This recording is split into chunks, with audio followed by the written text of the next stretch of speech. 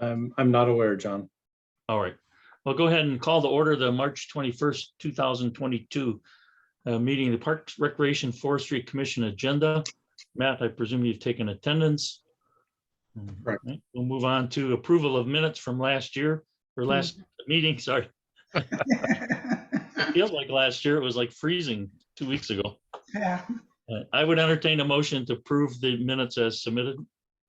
I will move that we approve the minutes of March 7th as submitted. I'll second that.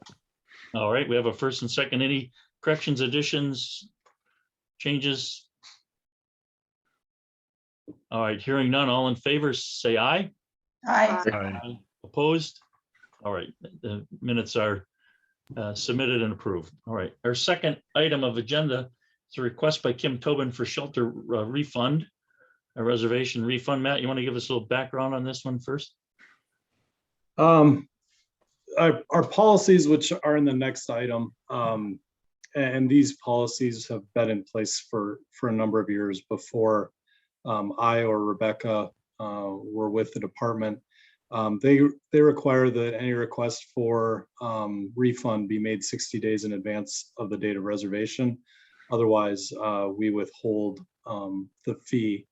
I think everyone's aware that I think we're out into, and Rebecca can correct me if I'm wrong, we're out into October, November in terms of being able to reserve the Lakeview shelter. So the demand and the number of people that we're turning away wanting to reserve the shelter is significant.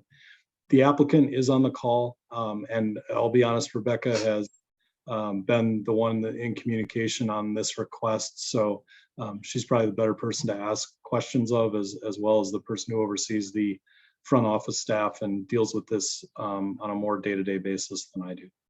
All right, Rebecca, any comments? No, I think it just started off as they wanted a refund, and our new office manager indicated the policy was 60 days, and the person asked if any exceptions could be made. All right. I guess, Kim, you're here. Did you want to say anything at this point? Yeah, I think the main thing can you guys hear me? Yes. Yes.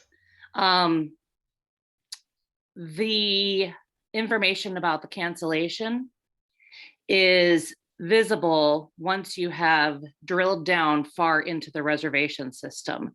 So when I wanted to cancel, I brought up my invoice. There was no information at all about policy or anything. It was just an invoice. I looked on website. My main Bible for your department is the seasonal guides that come out. And the word refund is only in there, like in the main front page, and it says 1 week written notice. And there's no language anywhere in there about the 60-day notice for the shelter. So it was just, it's like, yes, I saw it when I was checking out. Yeah. In theory, I saw that, but it's not accessible to someone once they are reserved and are, working with their reservation. I had to pretend like I was going to reserve something else to even see that language again. And I was using the refund language that was on page 4 of your winter spring guide. So, Rebecca, we have this. Could you tell us what this thing you gave us in our packet, Matt, that lists the reservations are accepted on a first come, first served basis, the rules and regulation? Mm-hmm. Is that Well, that's given to people when they reserve or not? John, that's everything that comes up in the online reservation. So when you're making the reservation online, that's all the language that's included that they have to go through and access. And I'll be the first to admit that I agree with the applicant. This isn't in our program guide because the focus of the program guide is recreation programs, not necessarily reservations. It's not on the website. I agree completely. It is on the website. It is on the website at the top of the shelter page that lists the 60-day refund policy. We verified that.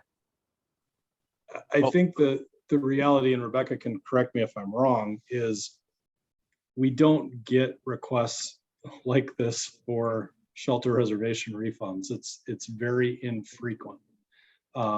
Doesn't change the fact that that it was hard to find the policy or find the information at the time the applicant was looking to discover what that policy is. Comments from others on the committee?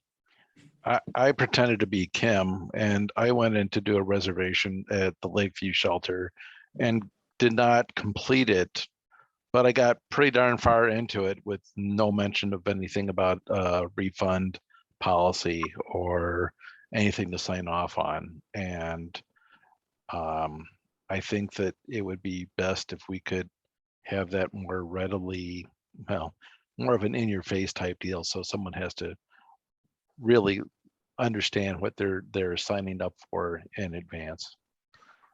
That might take some changes to things.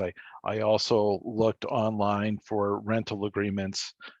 There's the one that's in the packet, and I found 3 other versions of things that are kind of rental agreements, making it all a little confusing. And I also, well, yeah, I'll shut up. Well, did you pay your fee? That's what I want to know. Did I pay a fee? No, I wasn't going to reserve the shelter. All right, other comments or questions or opinions?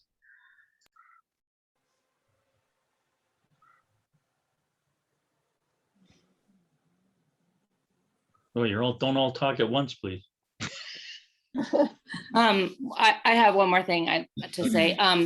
In the agenda packet that's posted to the public website is Yes. emails that I sent. I don't know who I was speaking with because it was only signed generically from like the recreation department, but I disclosed that my husband was pretty upset about this reservation, and now that's publicly on the website. And I have by email requested that be taken down, at least after it's still up right now, but I hope that after this meeting that can be taken down, because I knew I was writing to the public parks department, but I did not think it would be put on the internet. And that is not something I want public, that there's conflict with my husband over this. We'll make sure to get that removed, Kim. I thought that I'd done that, but I understand that it may not be out of the packet. I've took it out of this direct link, but I'll make sure that it gets removed completely. Thank you. Any other questions or comments?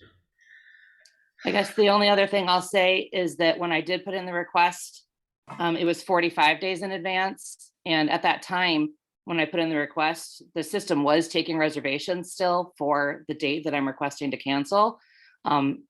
Now that time has passed, it's no longer taking for that, but I just wanted to point out that the system could have filled this spot based on my timing. It seems to me, I know you guys are going to talk about your shelter refund policy. You guys have a whole departmental thing to discuss. But as someone who refers a lot of friends, I live in the North Lake neighborhood. We reserve shelters a lot. 60 days is pretty far out. Like you said, it's not common to get refund requests, but I guess I was thinking, like, even if 30 days out seems a little bit far to even have to reserve, if you guys are able to have like a 2-week window in which people can still reserve a spot, you might get more people reserving. And this is your department, your business, but just as a consumer, I think people would still be reserving 2 weeks out because of how nice these shelters are. And so if that timeline is discussed in relation to the refund deadline, maybe everything can be shorter and maybe you can make more money from renting them out more often. That was just an observation I had Yeah, I don't think reserving the shelter is the big problem. I don't think it's sitting open all the time waiting for people to reserve. I think the question is it, if you bail on your reservation, do you give us enough time to give somebody else to plan to want to do that shelter? I mean, most of the things that are shelter are not like, oh, let's go this weekend and have a picnic at the shelter. So there's the issue about giving people enough time so that the city's not found with simply an empty hole. So I mean, we'll discuss that in the next agenda. What I might suggest, I don't know, Matt, if there's a way to do this, to defer a vote action on this until we discuss item number 2 and then come back to it. That's the commission's purview. I don't think there's anything that would prohibit the ability to do that. I would just want to state, we are typically seeing reservations made 6 to 9 months to a year in advance is more the reality than 2 weeks prior to use in terms of our, the majority of our reservations. You can't, as I mentioned earlier, there is not a date available on a Saturday or Sunday this summer at Lakeview Park. Well, Yeah, let's, I guess I don't really care. I was just trying to be helpful. So, yep, my submission is in.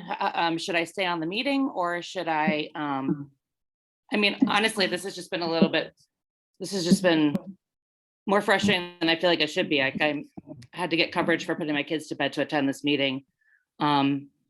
And I'm a pretty diligent person. I use your services all the time. I use that book as kind of the Bible because everything else changes. So if I'm not on the call, who should I be in touch with to find out if this was approved or not? I can follow up with you tomorrow, Kim. Okay. yeah, because as we go into the other agenda item, you're welcome to view, but it's not a public meeting, so you wouldn't be part of the discussion on that. So. Yep. Why Got nothing to don't we say. move ahead to the question number 3 and we'll come back to question number 2. And Kim will let you know tomorrow. Mark or Matt will let you know. So. All right, so let's delay our vote on number 2 and jump ahead in the agenda to item number 3, which is the shelter refund policy. Rebecca or Matt, you two want to talk on that? I think my intent here is to find out, do you want us to clean this up and make editorial changes and bring back for review, or are there some substantive issues like we've identified in the memo that you want to weigh in on before we do that? I don't know that it's in the commission's best interest to pick through this line by line. The staff can do that, but I think it'd be great to get direction before we redraft this on what those big ticket items are for the commission. Well, I mean, the agenda item listed the refund policy, so I presume that's the purview of what we would talk about in terms of that document. We can certainly come back at another time, but that's not how you post the agenda. So I'd say, if you would like us to look at the whole thing, we'd be happy to do it. But right now, I think we should deal with the issue of the refund policy. Anybody want to talk about that? Yeah, I think the issue here is not that the refund policy is good or bad. It's disclosure is what Ms. Tubin is concerned about. Yes. And possibly if there's a way to make that disclosure more prominent in the cycle of reservations, maybe that's the answer. Maybe that's all the answer that we need. Right, if that becomes more prominent, so that before you start down the reservation process, there are disclosures that are required reading, like the licensing fees on software, right? Before you can get to the reservation section, that you agree to the terms and conditions of the rental. Yeah. And again, we are a little bit limited in our software that does the reservations into where we can put these things. But Mark, very similar to what you just referenced, this language is in that you have to kind of acknowledge that you've read, and we all know that everyone reads it line for line. I think the better thing here would be is to put whatever this reservation policy is, once we're done with this, as a receipt note on the receipt as well. Yeah, the trouble is the reservation's already been made at the time you get the receipt. But they have time to cancel it for free within 60 days notice, right? That's the issue. The terms are not onerous. We have a situation where a customer didn't understand the windows. Yeah. Okay. Well, it sounds like it's unlikely, but it's possible that someone made a reservation, could make a reservation less than 60 days out, in which case, at the time they made the reservation, they could not get a refund. They could not cancel and get a refund. Correct. So maybe we should have, if it's possible to reserve a shelter less than 60 days out, maybe we should give them some time frame to be able to cancel after they made the reservation, even if it's less than 60 days. Does that sound possible? We Yeah, have been telling them that they have to forego it if they do it within 60 days because of that policy currently. And then Rec Desk, we can only set up, we can lock them out 30 days ahead of time to make a reservation. So we have a lockout so that you can't reserve online 30 days ahead of time. And so people do call pretty routinely and ask, about that window. And we do try to explain to them, a lot of people do call before they even do an online reservation, or they go out to the website and they look through some of the information that's on the actual City of Middleton website. But we have the ability to lock out 30 days in advance for an online reservation. We don't have too much ability to do a lot more. We could, but at that 30-day mark, we're also not letting them, so 30 days could be that magical number. It might be a little bit easier for us to honestly manage. So here's a different question, and actually relates to number 2. Can you re-rent this building for that time period that she's got? We could If possibly, Okay. if somebody reaches out to us at this point. We've already turned people away for the date because it was already reserved. So, and when her request came in, it was closer to the 30-day mark than it was actually to that 45. Yeah. My so concern is that, and this is, if it were my business and I could re-let this facility, then I would give her a refund except for whatever the fee is and call it a day.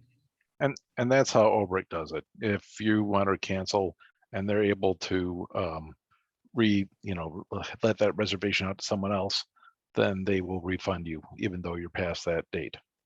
Which, if I could, plays into another topic, and Rebecca's going to be all smiles on this, but our current software, that tends right now becomes a tracking logistical nightmare because it's pen and paper or calendar reminders to try and manage something like that right now because our software just doesn't have the capability.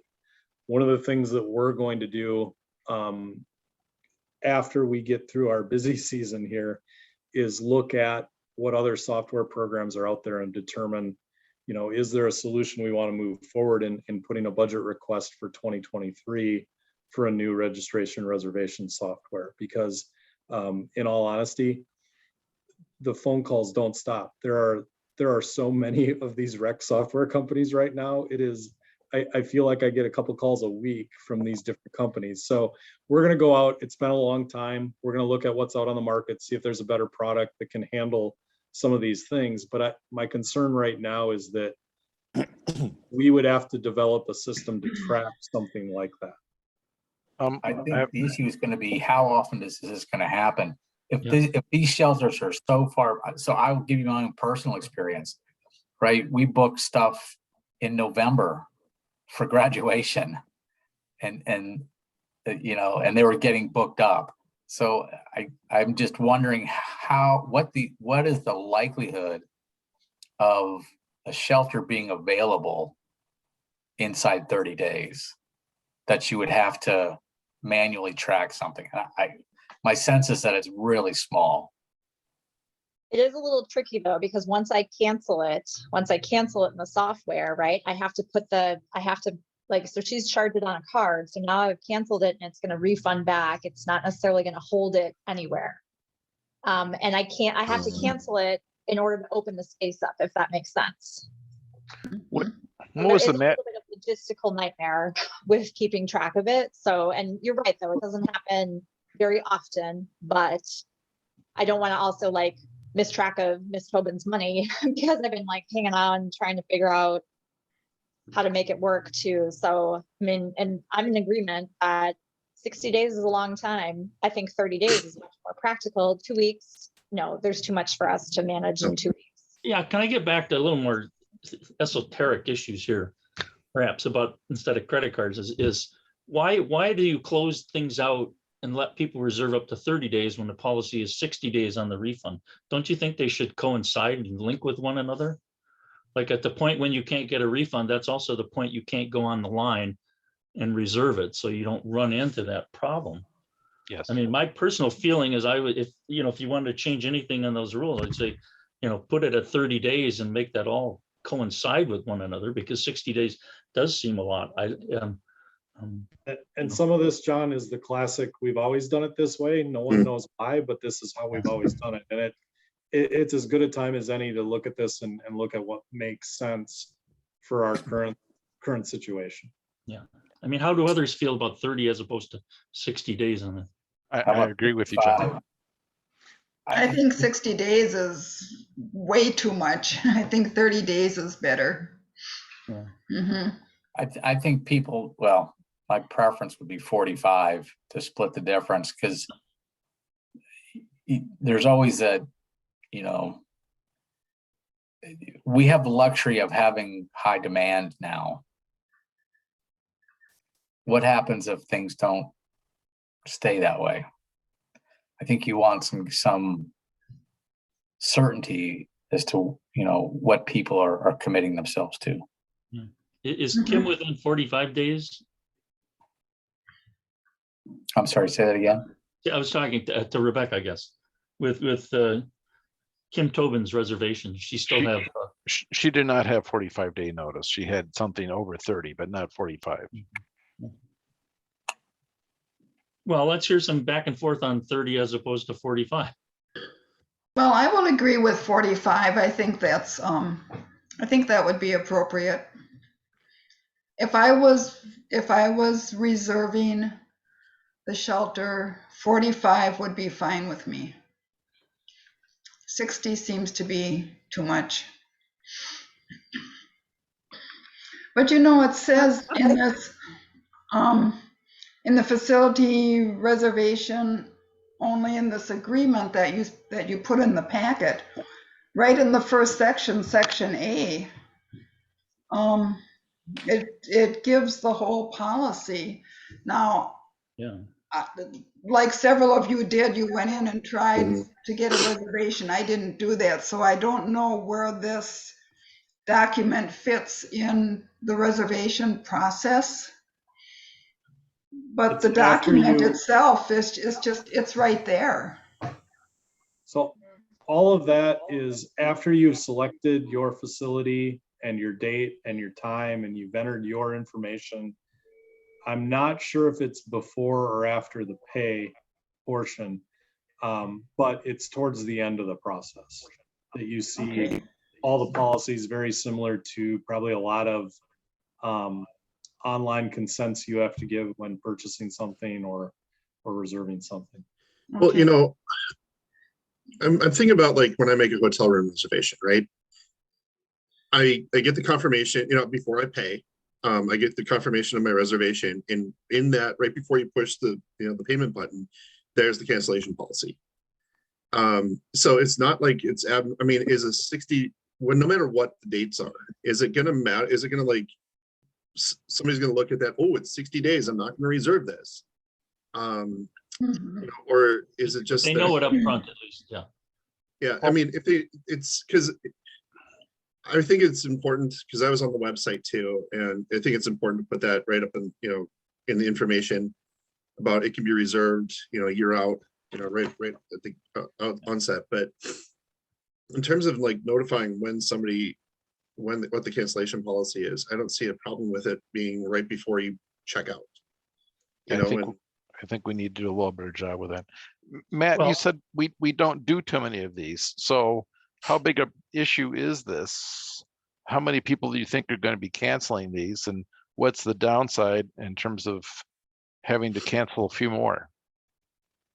Well, and Rebecca, correct me if I'm wrong. I think most that we deal with often will book a different date. And as long as they're transferring to a different date, we work with them on that. Correct me if I'm wrong, Rebecca. No, that's right. Can you hear me? Yes. Yeah. Okay, I'm sorry. My camera just stopped working and I don't know what's going on. So we have done that. often get the phone call the week of that says, it's supposed to rain on Saturday. I would like to cancel my reservation. And we say, well, this is why you have a shelter reserved. So unfortunately, that's not refundable. And so we get some of those, but we also get the very strategic persons that, I mean, they have called because we took one the other day that said, well, I think I want to cancel it, but I know my friend wants the shelter, so I'm going to cancel it. And she's calling right behind me to reserve it. So there's a couple of strategic people, and she's still within her 60-day window, though. That was her thing. She's like, I know I have until this day to hit my 60-day window. So clearly she saw it somewhere and she did an online reservation. So we have that strategic thing. And let's keep in mind that we've had COVID for the last 2 years and that we haven't really been able to reserve shelters in the same way the last couple of years. But now that we're back full force, I mean, we get multiple phone calls a day about people asking for June, July, and August dates, and we have nothing to offer them. So Rebecca, I would like to ask if when we were talking about 45 as opposed to 30, does the 45 give you a better chance of, finding a different person for that spot? I think it If certainly somebody does.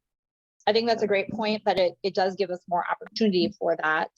I think also, Mark, to maybe speak to your pieces too, if anyone comes in who wants a amplified sound permit or any of the additional add-on pieces, it actually gives time to meet all of those requirements. Because if I remember correctly, there's at least that much time on those permits as well required.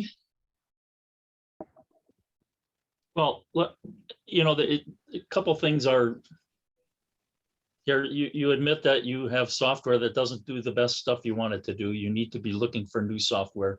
It's clear from some of you trying that there is a policy and the policy's there somewhere, but it's not necessarily upfront and clear in terms of 45 versus 30 versus 60.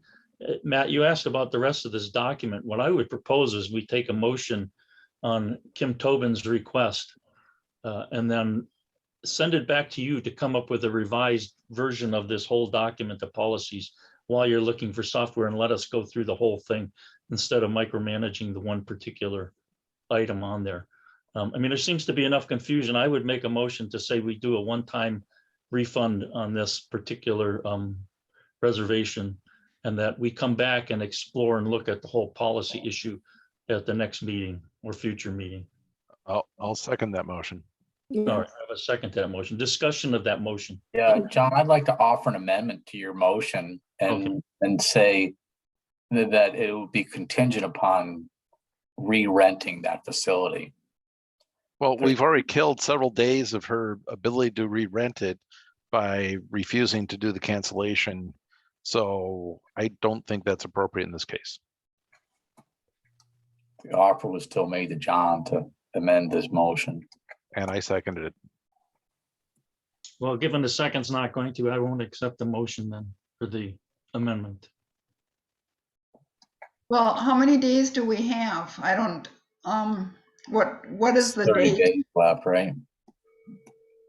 We have 30 days from now to re-rent it. She has it rented for Sunday, April 17th. I'm just curious, what is Okay. the fee she's paid? She's paid $225 because she actually reserved both the outdoor and the indoor space. So does the information that she has and essentially acknowledged and paid for does include the language of the cancellation refund? May not be in a prominent place, but it is in there. Jim, she's acknowledged that she did, that it was there, that she was able to find that. It just took her a long time to find it. It wasn't in our program guide. It wasn't prominently displayed on the website or easy to find. But it was there. Yes. Yeah, there's a waiver that you have to say, I agree to this or I decline. And it is one of the top items in that waiver. It's terms and conditions. Do you actually read everything or not? I don't know, but my thought is if she said, I accept this, it's there. Like the policy was laid out for her, and it's not, Nick, I feel exactly the same way. It may not be in the perfect place, but it is a contractual agreement, basically. And if you agree to it, then you agree to it, all of the contract language. And I think if she read through this, it's right in the first paragraph. I mean, if she read through it, she saw it. Maybe, like you say, it's not prominent. Yeah, I only argue against your positions in that we've admitted that there's some problems with this program and it takes some effort and it takes some energy. And yes, technically she could have and did see that information. On the other hand, we didn't exactly make it easy for her either in this process. And do we want to be a business that has the fine print footnote and says, forget you didn't read the fine print and we want our $250, or do we say we're here to serve the public and here's an example where we could do a better job? Yeah. I guess I think the compromise between those two positions is to give her a refund if we can re-rent the facility. When did she originally rent the facility? February 1st.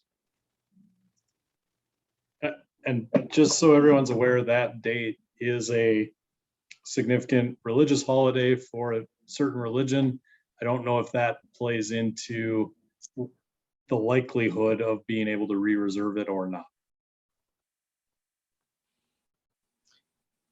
I don't know if it will. We had previous requests because people wanted to host an Easter dinner there. What is the likelihood of it being re-rented? It's hard to know at this point because we're less than 30 days out. So if you already have plans for that day, it may not be easy. We can make it available and see if it does get rented. Are we thinking that both pieces have to be rented out, or the likelihood of renting the indoor is much easier than the likelihood of renting the outdoor? Like I said, she has both reserved. She did an online reservation to do this. Is it possible? Oh, sorry, I was going to ask, is it possible to give her a partial refund? Like maybe for just the indoor or the outdoor, something like that? I'd say I would give her rather the keep whole it cleaner, thing. like- If you can just do one, if you can get one replaced, give her the whole refund. I don't think we should let people off the hook because they didn't read the notices. Yeah. Right, unless this is a lost opportunity for the city. And you have to treat this like a business, right? That's what this stuff is. Right. And Right. I think, if it's fair to say, we're sorry you decided not to rent the facility, but we have an asset that because of your delay means that we can't make money off of it. So if we can re-rent it, we'd be more than happy to give you a refund. I'd go so far as to say if we could re-rent one of the shelters, inside or outside, we'll give you a full refund. But she has to share in some of this risk. Okay, well, if you're willing to do one or the other, but not both, I'll accept that as a friendly amendment to mine and see if David agrees or not. I'll be okay with that. So the motion is to give her a refund, total refund, if all or either of the two reservations can be rebooked. And I'll go as far as to say we'll put out a social media post to say if you're considering a family gathering on April 17th, the Lakeview shelter has just become available. Please contact our office to reserve it. Okay. Mm-hmm. Okay. I'm happy with that. Any other I'm okay with that. All right. Well, so the I'm fine motion's with on the it. table and a second, and we both agreed to the amendment. Yes. Any further discussion? All right, hearing none, all in favor of the motion? Aye. Aye. Opposed? Anybody opposed? All right, motion carries. All right, thank you all. And regarding the shelter policy then, Matt, I think that between now and the next meeting, or you've given us this now. Yeah, I would just say we'll take a look and bring back, you'd kind of directed to bring a revised policy back to the commission. The one thing I would say is that obviously one of the big pieces we're going to look at is this refund request. There was some discussion of 30, there was some discussion of 45. Is there a consensus on what the commission wants to see in that updated policy? I'm okay with 60 if you give good notice. Yeah. Yeah, me too. Is there a way is Rebecca still on? I am. My camera's She's not just not moving much. Okay, Rebecca, is there a way to make this policy front and forward on the software? Can you revise something on the software to make this 60 days kind of upfront and in your face? I think we're going to struggle to make it any more prominent than it is Yeah. now. Okay. The one thing that we can do is add the refund policy as a receipt note. The challenge is no one looks at their receipts. I mean, some people may, but like most people don't. And I think, the other challenge we face is it's easy to claim that you didn't see something or didn't know something or couldn't find something. And I think we'll always, no matter how prominent we make something, we're always open to those conversations. Well, and when you come right down to it, it's the responsibility of the consumer. Can you, with the software you've got, can you like put it in bold print or something so that it stands out? Oh. Or? Actually, we can't. We've tried to do that on our receipt notes. We can't change the font that's in there. And then I'm looking right now, even in the permitting template, and yeah, it's not giving us a whole lot of options. So Rec Desk kind of controls like what you see and how you see it on the screen. We don't set it up that way to do some of that, but like Matt said, we can, add it to the receipt notes, and we can reach out to Rec Desk and see if there's some way to make that more front and center. But I'm in here looking right now about using the facility permits, and it's just put into the body where it's located, reservation start and end time, group size, like it's pretty generic. I guess Okay, I don't know which way. Let's just wait till we can look at Okay. new software. Yeah. I mean, my only concern is that your 30-day cutoff on reservations doesn't match with the 60 days for the refund. Whatever you do, I'd somehow like those two to come hand in hand with one another. Because if you let somebody make a reservation for a full 30 days after they can't do a refund, that seems a little more problematic to me. All right, could you bring that back to us, Matt, and then we'll Yep. move on, because it'd probably be good to take a look at the whole thing as you're asking, because I didn't really look at it because that wasn't what you were at the moment we're looking for. So We'll do. Matt, I'm looking online at the City of Middleton Park Facility Use Agreement form, which seems to be like a paper version of the online stuff. Mhm. And I'm wondering if we can make this policy that you gave us in the packet and this online reservation form sort of fit a little more neatly together, kind of echo each other a little better.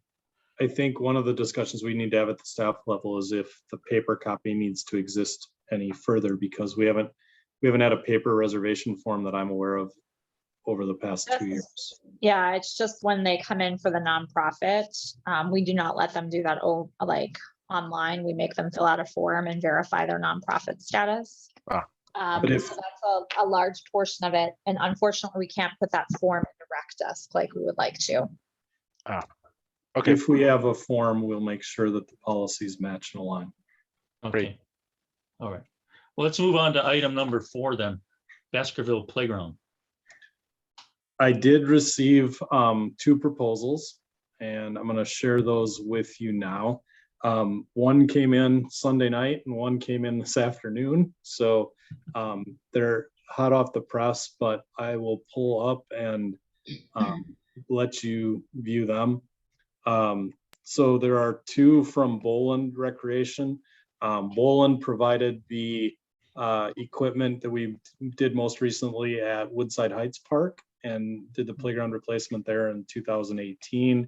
You can see both of their proposals are for just under 20,000 and includes delivery and installation. I'm not seeing it. Are you showing us? Oh, I'm sorry. Hang on just a moment.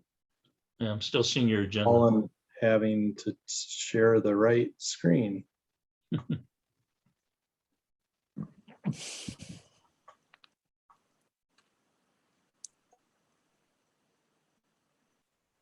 That's closer. So this is one of the 2 proposals that they provided. There are 3 components. There is the spiral slide, the spinning option, and then again, I think this is some spinning / teeter totter. I'm not seeing. Can you open anything. that? Yeah, can you open the file? It's not open. Yeah, it's a little miniature thing we're thinking. Yeah, just that's all. I'm sorry. It's a limitation here of Zoom. You need to upgrade to Pro. It says so There right you there. go. Hey, So spiral slide, spinning device, some form of teeter totter is option 1.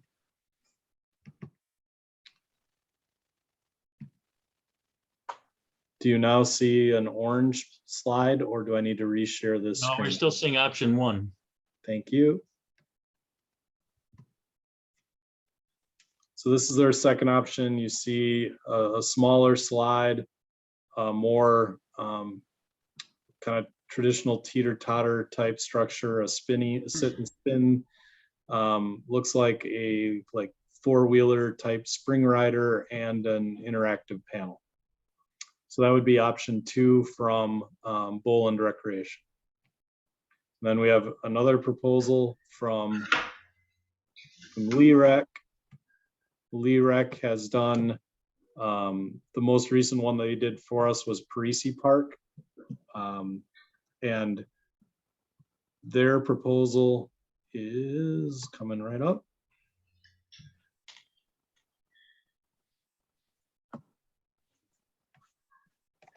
So you can see they priced out each component. They don't have the pretty picture for us, but this is a double slide.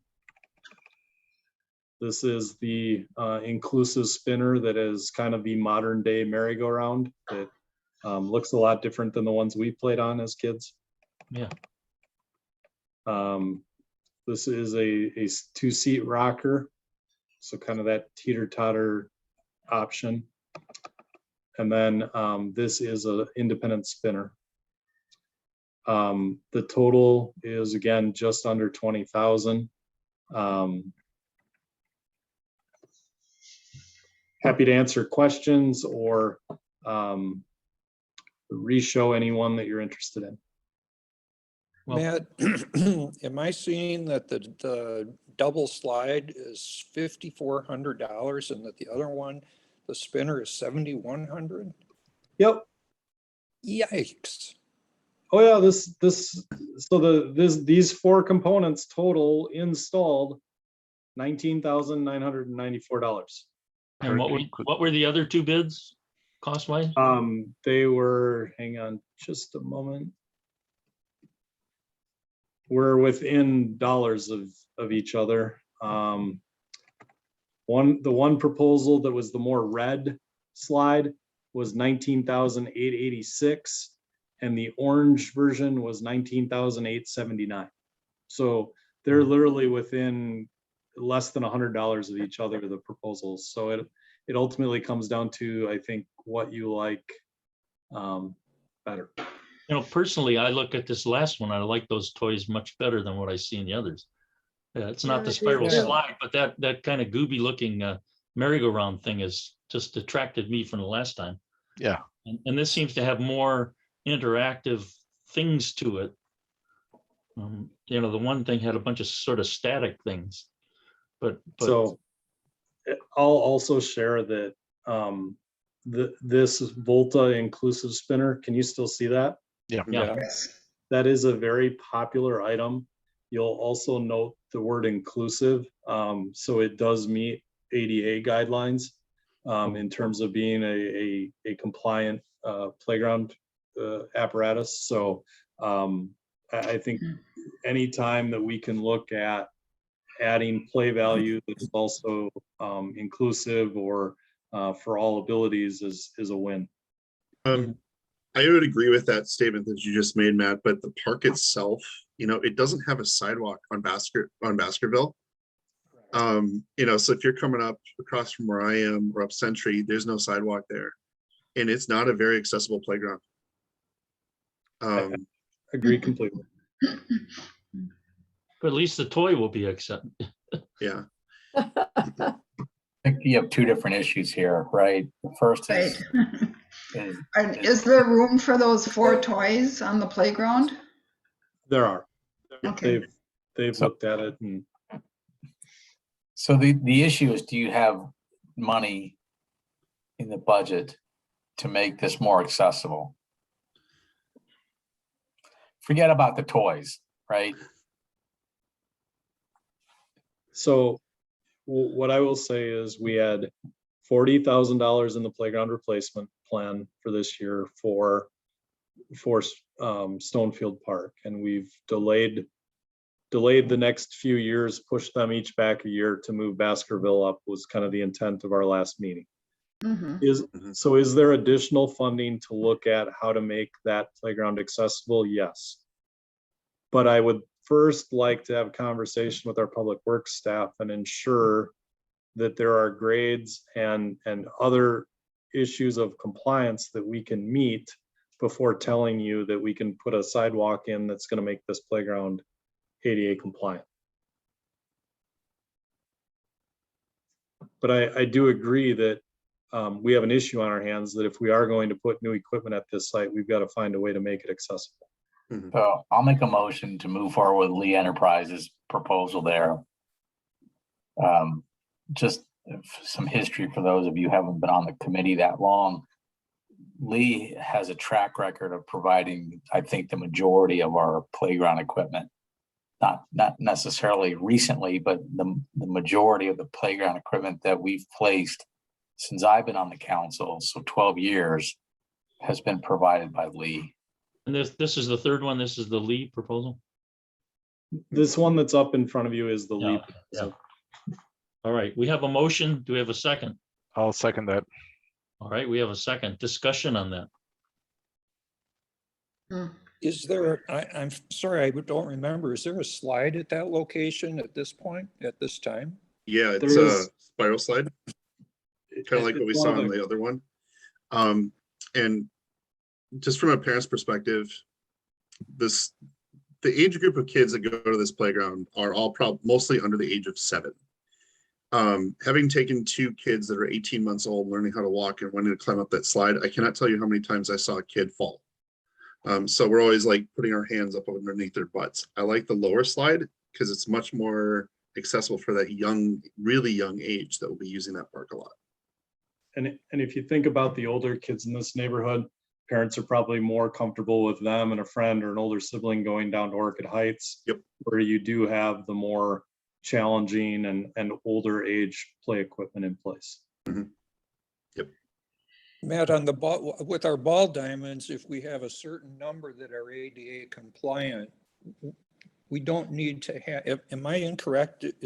Do we only have to have, or is it necessary to have 100% ADA compliance? So And does that apply here? the challenge here, Jim, is that we're doing something new. And anytime we Okay. put in something new, we have to make it compliant with ADA. Okay. Right, but I think as you know, Mark will say these are 2 issues So right now we have a motion on the table that says if we do Okay, the playground, regardless of whether we get it ADA compliant, that this be the bid that we accept as the one we prefer. And we have you a have a second on second? that. So any I'll other second. discussion on that? Can we see the other pictures again On this proposal or on the other proposals? on this? Oh. No, this is fine. I'm good. Yeah, I Yeah, like- this is I good. like it. Okay. All right, any other discussion? All right, hearing that, I'll call the question. All those in favor say aye. Aye. Aye. Opposed? All right, thank you. That's the one we go with. And Matt, you'll let us know what, I mean, where will this funding come for the ADA compliance if we have to do it? Well, let me figure out what that is, because Okay. it could be relatively cheap if the only piece is a sidewalk, because the concrete work could either be added to the city's sidewalk contractor this year, or could be done in-house by our staff. But I'm more concerned about making sure we can achieve correct slopes and that we've got the room we need to do it, and that there aren't utilities in the way and all the other fun things we typically run into on these situations. Okay, sounds like a plan. All right, next item agenda, I don't know what it is, which is project update. For sake of time and keeping us on track, I'm trying to find my agenda back here. The only update that I have is just a follow-up from the last meeting. At Parisi, we ran into some issues with trees and the proximity to that baseball field for our proposed basketball court. And Yeah. we will be going with the site north of the path on the Okay. hill. And we'll be looking at both options for the smaller court as well as the full-size court, and bringing cost estimates and a final plan there for the April 4th meeting. The only other update is some of you have asked about the Penny Klein ADA project for this year. I had a meeting last week with our consultant as well as the school district's firm that's doing the feasibility study, and we talked through some of this, trying to look at a big picture standpoint. And Blake is going to bring some revised concepts back for review at the April 18th meeting. He's not available for the April 4th. So both of those continue to move forward and will be back in the near future. All right, thank you. I'm going to move 6 and 7. Let's do 7 first, and we'll come back to 6. If that's all right. I believe so, and I believe Bruce Morrow is on the call representing the Acre Farm development. And I'm also going to share an updated concept plan that they provided today that has a legend on it. That's in our packet, I believe. This is updated that has now a legend. Are you able to, can you see the concept Yes. plan? Yes. And I think our conversations as they relate to this are with the park. You'll remember that I think in the initial concept we reviewed, there was 10 acres of parkland, and we talked about how, you know, some of that wasn't maybe ideal, or that we were concerned about, you know, low-lying wetland areas. And so you now see a revised, the legend has it at 5.3, the map shows it at 5.4 acres. I'm sure it's somewhere in between. But I'll let Bruce kind of answer any of your questions or introduce this as he sees fit.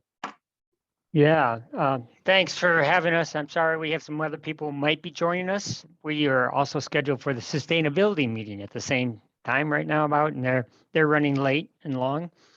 So I jumped off that to join with you. I can just talk to this, or I can give a bigger presentation about where it's located and what other items exist within the comp plan itself, or we can just talk about this, whichever you like to do, Matt. Yeah, I guess I leave it up to the committee. I mean, the map is pretty self-explanatory. Maybe we open up for questions or discussion. Let me run through just a few points of how we changed in case you saw the concept before and why we changed, if you don't mind. Yes, go I ahead. would like that. Yes. So as we mentioned, we reduced the parkland a little bit, but what we did is we We had some parkland in the lower corner.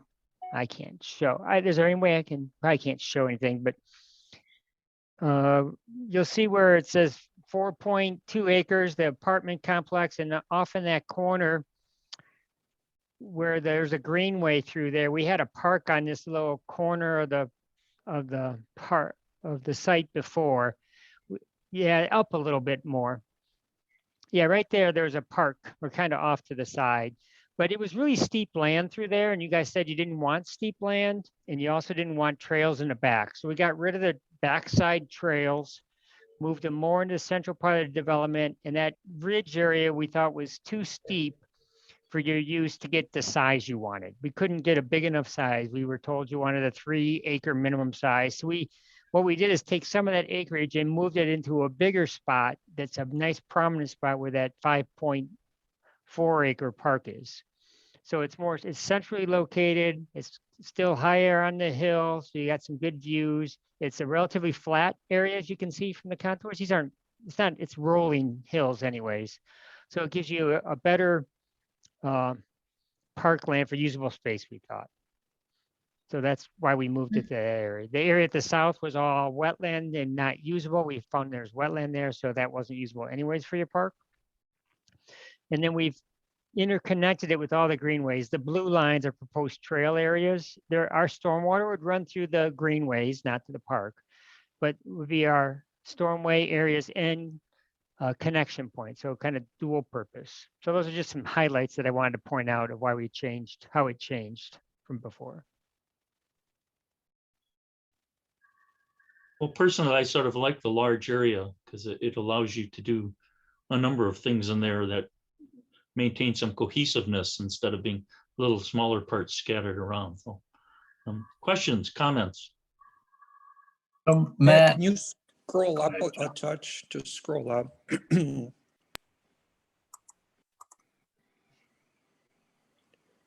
Ooh, the other way. Scroll down, I guess. Sorry.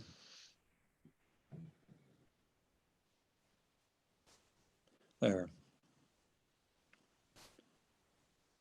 Mark, you were going to say something, and I just wanted to look at this. yeah, so there are many residential units going in here.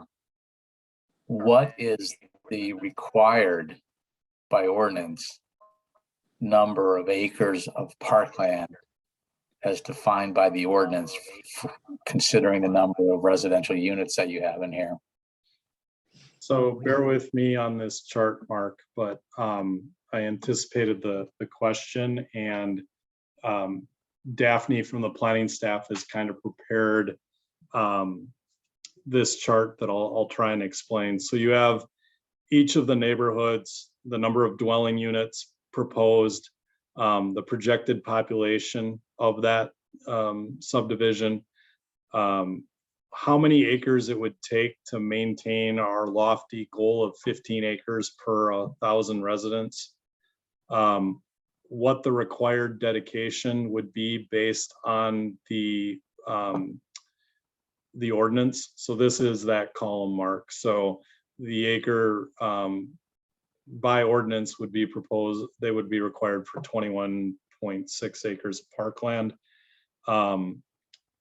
This shows the total development of the subdivision, the total parkland in the development. And I believe this is a number from the initial concept. And I think that the question becomes, as we see some of these proposed developments, is that a lot of times our park acreage requirements to achieve the density that they're looking at, take such a significant portion of the property. And it's where there's been discussion about a combination of dedicated park acreage that they are dedicating to the public, and then paying fee in lieu for the portion that they aren't, and that there's a formula there that planning has developed for some of the infill development. It'll be proposed for the Bell Farm development. It would likely be proposed for this development as well. So I don't know if that answers the question, Mark, or you have further questions, or if maybe this seems like a big jumble of numbers and doesn't make a lot of sense. It does make sense. And I think from the parks perspective, we have a proposal that we have an ordinance required 21.6 acres, and the developer is offering 5.4. And there has to be some equivalency here to the park needs. And I'm not suggesting that we all conclude that there is equivalency here. But I think it's something for everyone to consider, especially in light of the difficulties we've had in finding adequate parkland. Right here we have ostensibly a pretty big development, and yet it seems to be a little short on parkland. And Mark, I'm not going to disagree. The only thing that I would say is, by all indications, this is 5 acres of good quality land.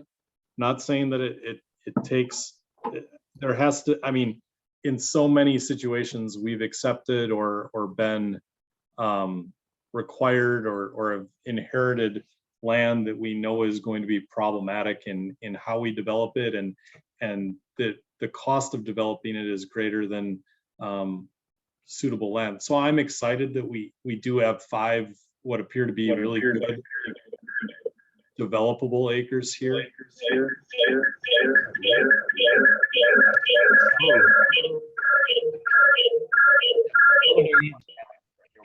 I'm sorry, I'm not sure who Carrie is, but I had to mute you because of the feedback we were getting. So I apologize for that. Yeah. But I understand the concern here, and I'm not sure that I have an answer for it. I do just want to highlight that we are getting some high and what appears to be dry land here that should provide a great site for a park. It's not my decision to determine if that's enough. That's ultimately the commission and the council. I'd also like to, we have some private land. I agree, it's only 5.4 acres. I'm not trying to argue that point that is lower. We do have some community lands in some of the park areas, the yellow one that has some open space. They're not parks, but those are community open spaces. And we have the greenway trails, which I know don't count towards your requirement either. But we do have an extensive network of trails for connections. So tell me again, those the yellow areas, the 6.7, 3.7, those are cottage style homes. So they'll be alley fed with small houses in them, and there's a open space, a shared open space in the middle of those. It's not a huge amount of land, but it's some land for shared use. There might be a gazebo or something in it for them to gather. There's some I'm not sure we're examples of talking about the same piece of parcel of land.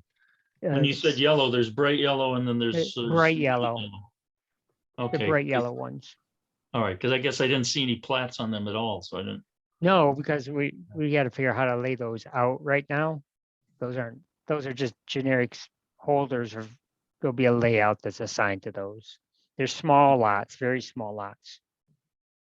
It's one of the benefits of this park site. It allows for affordability, creates a sense of neighborhood within the development. Just remind everybody, the trade-off for having more denser developments is that there has to be adequate parkland to support the density. You're looking at a projected population of over 1,600 people in this, if I read that correctly.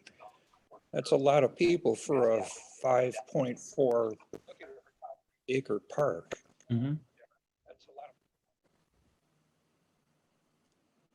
And when you're talking about the green space in the yellow and the bright yellow areas in the smaller homes, is that green space for the residents of that kind of home area, house area? Or is it green space for the whole development? It's targeted for the people in that area. Their front doors will be on those lots. Okay. There'll be Okay. sidewalks through there. It's not private, but it's targeted for that group of people. Okay. And those yellow, sorry, the blue dotted line is for stormwater conveyance on those green paths. That's to represent trailways. There'll be Okay. stormwater conveyance in those areas also, but it's trailway. It's a pathways. Okay, but that's on surface. It's on, in a high water event, that's going to be, that is going to convey water. Is that correct? There'll be conveyance in some of those. There could be some infiltration in some of those areas. We're trying to be very sustainable sites, so some of that area will be used for infiltration, not wet ponds, but infiltrations.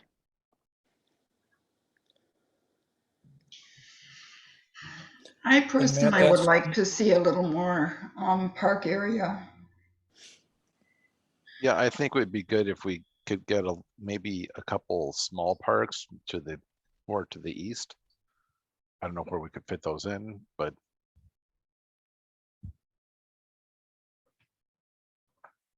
Well, I mean, it comes at the cost of removing a couple houses. And it comes Right. down to the cost. I'm not saying we shouldn't. I agree. I think there's, I mean, I sit in the middle on this because I agree with Matt that this is a really nice big chunk of one piece of land that's relatively significant in what you can do with it. It's, you know, you can put playgrounds, you can have picnic area, you can have open area for kids to play, and it's nice, but it's not enough. And we've fought for not enough. So I don't know quite how we make a recommendation. This goes back to council, I believe, right, Matt? I mean, it was council who recommended, or plan commission recommended we look at it. it was Yeah, the chair of the plan who requested that we take a look at it. Yeah, yeah. And I think the site, okay, go ahead. I was just gonna say Daphne from the planning department is on the call and can explain what happens with feedback received from PRFC and what the next steps are for the proposed development. Is she or did she leave? I'm here. Oh, okay. Oh, there Hi, you are. I Jen. see you. Used to be just a black name over there. So. Yeah. Yeah, so we'd appreciate comments because I think that. Yeah. So for this is still their the concept for it. So it's going to parks, and then I believe also public works, or I mean they're along they were referred to many committees, so all the committees are going to weigh in on this, and then basically from that feedback, I think they're going to go back and kind of tinker with what they have, and then since this is just the concept, once they're ready to submit something else, it will be for the GIP rezoning. And so yeah, it all just depends on how much feedback that they're getting from the committees on it, and then so the first time it will probably come back will be as a rezoning for plan commission. Okay, and what form do they want comments? Just minutes of this meeting, or do we need a motion that reflects comments, or help me out with this one? Yeah, so basically any comments, Matt can send them the minutes. They're here at this meeting, so they can also take down anything that you guys want. Yeah, I think if you want, something very specific, like, this much acreage, or, I want to park in this location, that would probably be best as a motion, just so it's, solidified in the minutes, but you don't have to have a motion if not necessary. All right, thank you for that. Mm-hmm. Say, Matt, who is responsible for maintaining mowing these greenways that are being outlined here? So my belief is that because there's a stormwater component in them, there'll be a stormwater maintenance agreement between the city and the developer that outlines the maintenance responsibilities for those areas, which is very typical of all of our developments now, that they have to obviously manage their stormwater, and how they do so is done through an agreement with the city. Typically, Jim, the city would not be responsible for that. That would fall on the homeowners association or some other organization. That's not, the city would not take on routine maintenance of those drainage ways. Okay. Thank you. All right, other comments? Yeah, I mean, so I think my feedback would be, I'd like to understand from the developer standpoint, why they feel that they shouldn't give the city the 21 acres that is required by ordinance. It doesn't have to be here, right? I don't know that you have a stock answer to that. But obviously you had to have gone into this process knowing that there's an ordinance requiring parkland dedication. And I understand that you're trying to suggest that this 5.4 acres is the equivalency of 21. I'd like to understand from the developer's perspective how that's equivalent. Seems to me that, you know, given the scarcity of parkland, this might be a reach for the city, or for at least for this committee to agree to that equivalency. I concur with those feelings. I mean, again, I think it's the 5.4 is very nice gesture, and I like that. And I don't want to lose that, but as Mark says, that's 1/4 of the amount of the ordinance. So I think there needs to be more discussion on this with developer, and we need to make it very clear that particularly if this is the last really big developable space of land in the city, that this is also our absolute last chance for anything to help dig ourselves out of a hole of a lack of land. Not that it falls to your responsibility as developer, but your responsibility as developers, 21 acres. So. Other Matt, comments or suggestions? can I, excuse me, can I answer that question as a developer? Sure.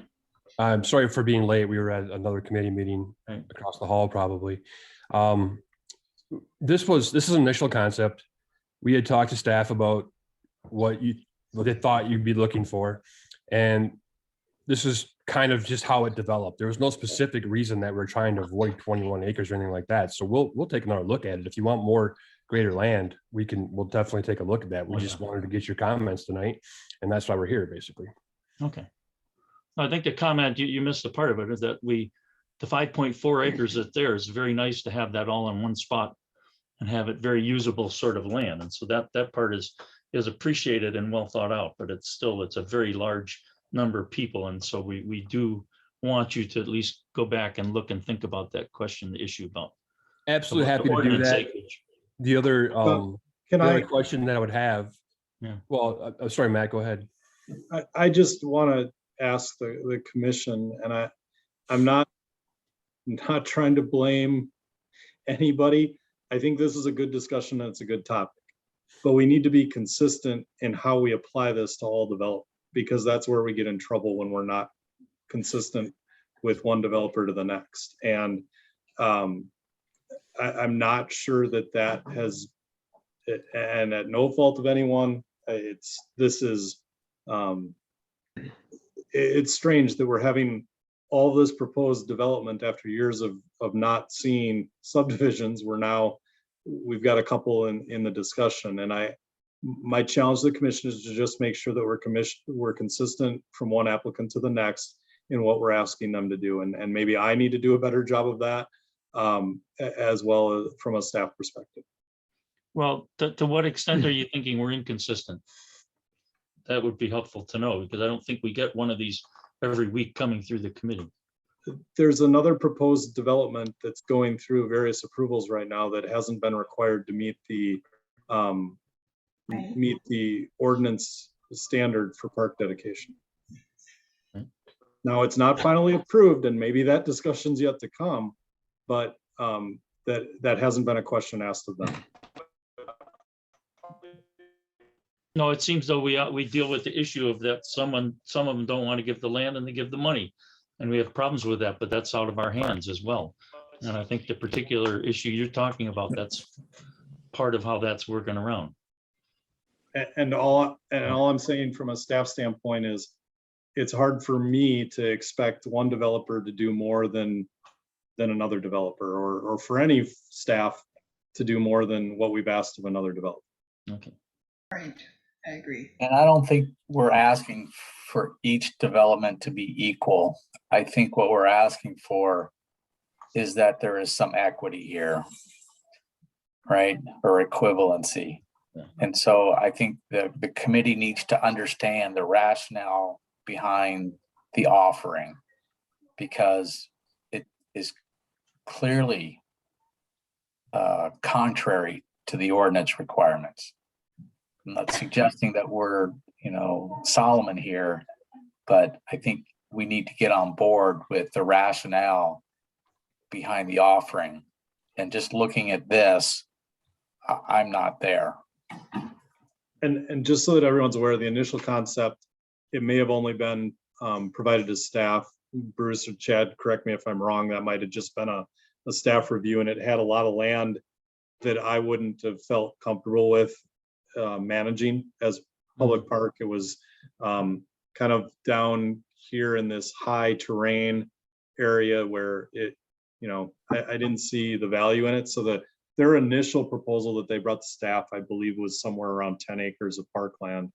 And, we had a lot of discussion on that and gave feedback from a staff perspective. So they may be getting one answer from staff and another answer from the commission. I understand that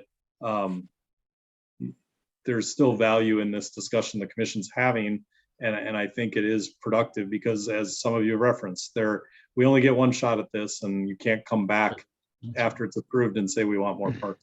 So, I mean, as you mentioned, this is at a concept stage. So at the concept stage is when we should say, in an ideal world, this is what we need and what we want. And many of those other proposals you're talking about, there's some of them, we didn't have that opportunity necessarily to do that. So, and it's not saying we're going to end up walking away demanding 21 acres. It's saying that, as Mark says, we need the rationale and we need to understand, and we need to have a team effort to see what we can do to come a little closer to what we wish and think is appropriate for this. So, but I appreciate your comments on that. Can I ask one question quick? Sure. Would the group prefer a large park or more small parks? The answer is yes. In other communities we work with, they can't stand having multiple parks. That's why this is from experience to some degree. We will take a look at this. We will increase the parkland dedication and bring it back to you guys. Okay. And then, you asked for a rationale. The rationale is we had to start somewhere. I'm just being blatantly honest. So let's redo it and take another look at it and bring it back to you guys and see what you think. Right. And, if at the end of the day, there's, this is a package deal, and we have to, the city has to evaluate it from that perspective. And you're going to get, 5 or 6 different viewpoints depending on which committee it came from. Mm-hmm. I think probably they're all going to have value at some level. And the question is, from our parochial interests here, is, we're advocating for parkland. Yeah. In And I terms have a of question for you. Yeah, go ahead. Sorry. So Matt, I was wondering, you still want things minimum size of 3 acres, right? yeah, I mean, that's that national standard for a neighborhood park. And we definitely want to see a nice developable neighborhood park. I think the smaller sites, from my perspective, I'm open to, especially if it's a site that lends itself for whatever natural reasons, or it makes sense for a park. I'm interested to see what you guys are able to come up with, and happy to have discussions outside of this type of meeting about that as well. Yeah, someone just mentioned earlier, just take a lot away, and I didn't think you wanted just a lot or two. No, I didn't mean it. I think one of the discussions we have had in the past is that the preference to kind of lean away from the little miniature parks, because you get a plethora of parks all over, and taking care and maintaining them becomes a problem. So I mean, I think you should hear loudly that we're saying this one big piece is actually a very, very nice opportunity. You know, whether there could be a second park or something, wouldn't have to be all like that, but the idea is that the smaller it gets, the more problematic it gets, I think. Yeah, that's, I thought. And in this case, the 5.4, if that expanded north to the road, that way the park itself is bordered by two sides by a road. But over on the southeast side, that spur you have, it seems that would be a good location for something like a dog park. Something that's not a little tot lot, but it's still available for parkland, but it's not a tot lot per se. Yeah. So we don't want a bunch of little parks, but it doesn't mean we're married to it. This is me. I'm not married to one single park in the entire development, All but right. one anchor, an anchor, your 5.4 in that area. And then if you had a spur for something else somewhere else, that would be, I mean, that'd be something that I'd be interested in seeing. Yeah, I think I concur with Jim that I'd cry if the 5.4 disappeared or shrunk or something, but you know, as part of this, yeah.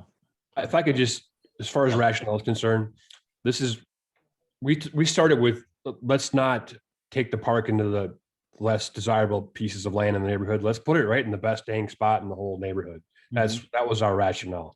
Yeah. To expand that is fairly easy for us to do. We'll look at those options and maybe there's a way to tuck in some other stuff around there and come to a conclusion that works for everybody. That's what we're trying to work for here. Well, that's great. That's all we want. That sounds good. Yeah, okay. sounds good. And we'll do that. No problem. All right. Any other discussion? All right. I think that it would just, I don't know that we need a motion, just convey these minutes and discussion to the committees. That you're comfortable with that, Matt? Yep. Yeah. Okay. All right. Thank you all very much for your time and energy. And it's a nice plan. Just needs more parks. You know? All right. Thank you. All right. Final agenda item. Do we meet in person or do we meet like this, or do we find some middle ground?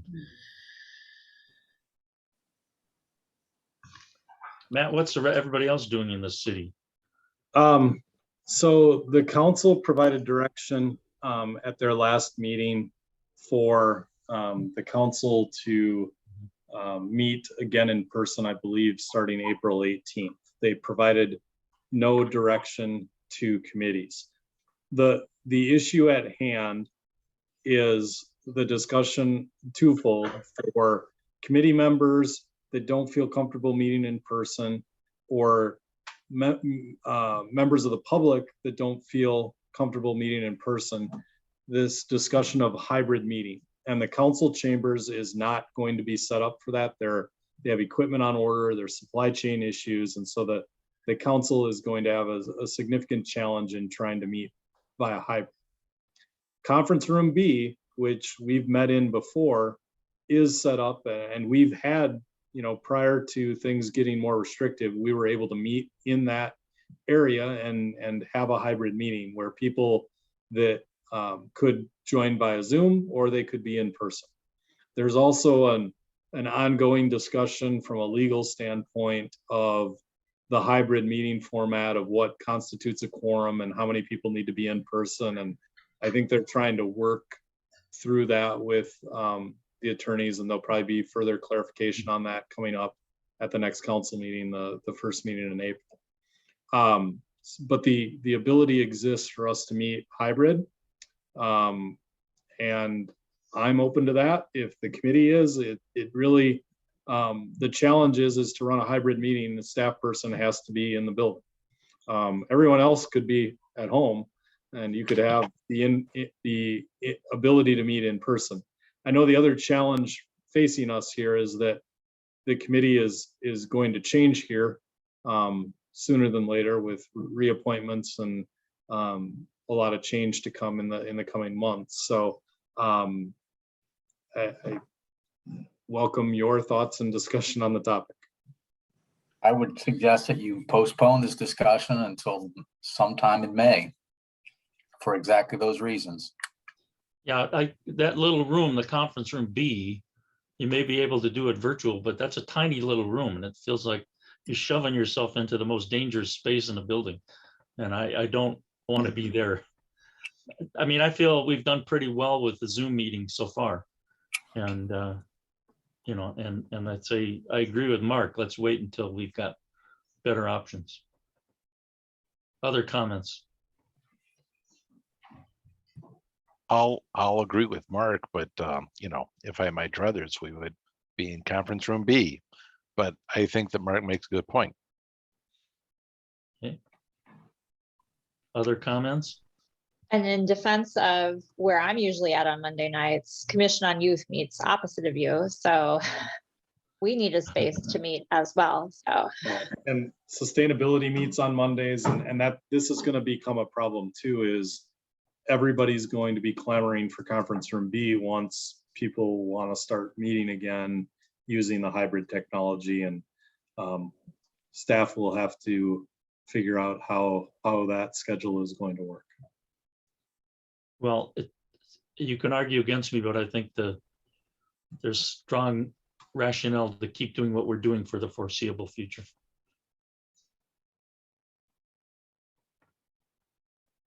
Hearing no disagreements, no fisticuffs or something, but let's just agree to we'll meet like this through until something changes with ability to access and do it, Matt, and you'll let us know when something changes. Or Mark, you will. All okay with that? Yep. All right, good. That brings us to the final motion I need is to adjourn the meeting. So moved. Second, Second. hearing no discussion, all in favor? Aye. All right. Opposed? Thank you all very much. We'll see you in a few weeks. Thanks, everyone. Thank you. Good night. Have a good night. Bye. Good night.